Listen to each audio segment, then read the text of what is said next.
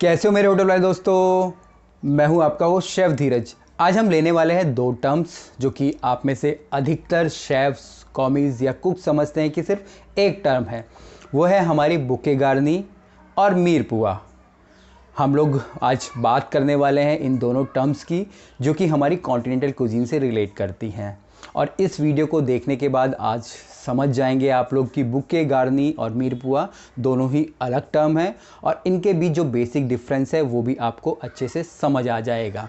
जब भी हम लोग बात करते हैं कॉन्टिनेंटल कुजीन की तो हमें सबसे पहले जो चीज़ बनानी सीखनी होती है वो होते हैं हमारे स्टॉक्स, हमारे सूप्स, हमारी सॉसेज या किसी भी तरीके के आइटम को रोस्ट करना या पोच करना। पर जब भी हम लोग सारी कुछ ऐसी डिशेस बनाती हैं हमें शेफ़ के द्वारा बोला जाता है कि बुकेगार्नी या मीर पुआ रेडी कर लो। तो बेसिकली हम लोग करते क्या है, हम लोग ढेर सारा प्याज लाते हैं, हम लोग गाजर लाते हैं, सैलरी लाते हैं, कैरेट लाते हैं, बे लीफ, पेपरकॉर्न, सबको काट पीट के एक मिक्सचर रेडी कर देते हैं सब्जियों का, हर्ब्स का, और हम लोग बोलते हैं कि हमारा मीर पुआ या बुकेगार्नी रेडी हो गया।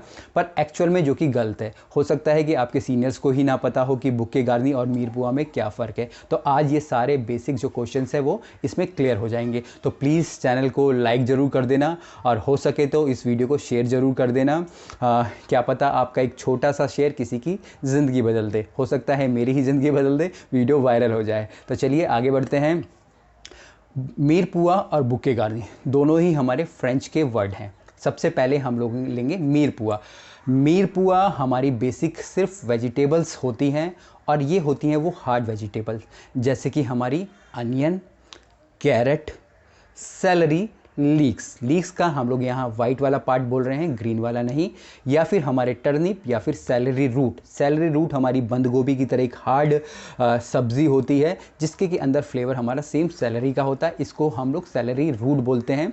या फिर आप लोग बोल सकते हैं जो भी सेलरी का ऊपर वाला पार्ट हो गया वो सेलरी के ऊपर वाला लीफ हमारे बोलते हैं, और या फिर उसमें स्टैल्क होता है जो नीचे वाला पार्ट होता है वो हमारा सेलरी रूट कहा जाता है।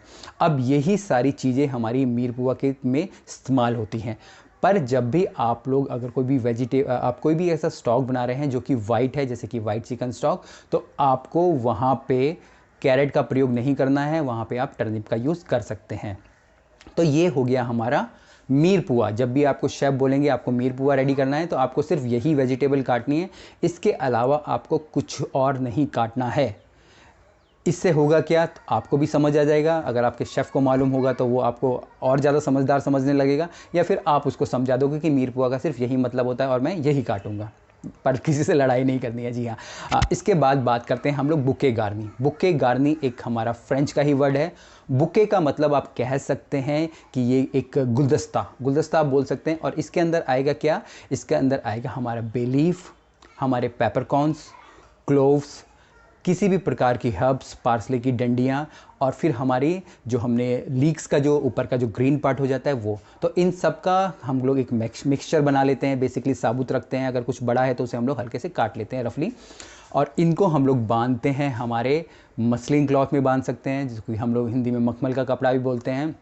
हम लोग चीज़ क्लॉथ में बांध सकते हैं, या फिर हम लोग हमारा जो कॉफ़ी पेपर होता है उसके अंदर भी बांध सकते हैं। अब इन सब को बांध के हम लोग मिडिल में, जब हमारा स्टॉक ऑलमोस्ट हाफ वे में आ जाता है, आधी में आ जाता है, वहाँ पे हम लोग इसको अपने स्टॉक के अंदर डाल देते हैं। बेसिकली जो थैले के अंदर इसलिए डाला जाता है ताकि ये इधर उधर फैले ना, और आप बाद में ईजिली इसको निकाल सकें। और इसका मेन पर्पस सिर्फ आपके खाने को फ्लेवरिंग देना होता है, आपके खाने का फ्लेवर बढ़ाना होता है। ये किसी भी प्रकार से आपके खाने का टेस्ट नहीं बढ़ाएगा।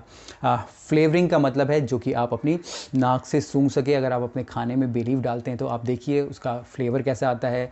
आप लोग हर्ब्स यूज़ कर रहे हैं, उसका फ्लेवर कैसे आता है। और यहाँ पे जो हर्ब्स होती है वो डिपेंड करती है आप किस चीज़ के का यूज़ कर रहे हैं। अगर आप लोग बीफ स्टॉक बना रहे हैं या लैम्प स्टॉक बना रहे हैं तो आप रोज़मेरी का यूज़ कर सकते हैं, या आप चिकन का बना रहे हैं तो आप लोग थाइम का यूज़ कीजिए। या टमाटो बेस्ड कुछ बनने वाला है तो आप ऑर्गेनो या बेसिल का यूज़ कीजिए। तो आपका जो स्टॉक, सूप, सॉस जो भी होगा वो बहुत ही फ्लेवरफुल बनेगा। तो ये जो बेसिक हमारी दोनों चीज़ें थी, बुकेगार्नी और मीर पुआ, उम्मीद करता हूँ आपको दोनों अच्छे से समझ आ गई होंगी। और इसके बाद अगर आपके जब भी शेफ़ बोले कि भैया मीर पुआ और बुकेगार्नी में क्या डिफरेंस है तो आप उनको बता पाएंगे कि बुकेगार्नी सिर्फ सब्जियां हैं हमारी हार्ड वेजिटेबल, बुके गार्डनी हमारी ये हर्ब्स हैं, जिसमें कि हमारा बे लीफ है, पेपरकॉर्न है, क्लोव हैं, हमारी पार्सले की डंडियां हैं, या किसी भी प्रकार की हर्ब्स हैं। और यहाँ पे हमारा मीरपुआ में हमारी हार्ड वेजिटेबल्स हैं। तो इस प्रकार से आप उनको डिफरेंस बता सकते हैं। बाकी अगर इससे रिलेटेड आपके कुछ और भी क्वेश्चंस हैं तो मुझे ज़रूर लिखिएगा, मैं उनके आंसर ज़रूर दूंगा। और शेयर कर दीजिएगा, वीडियो को वायरल कर दीजिए, हो सकता है हो जाए। चलिए फिर मिलेंगे एक नए वीडियो के साथ, तब तक के लिए जय हिंद।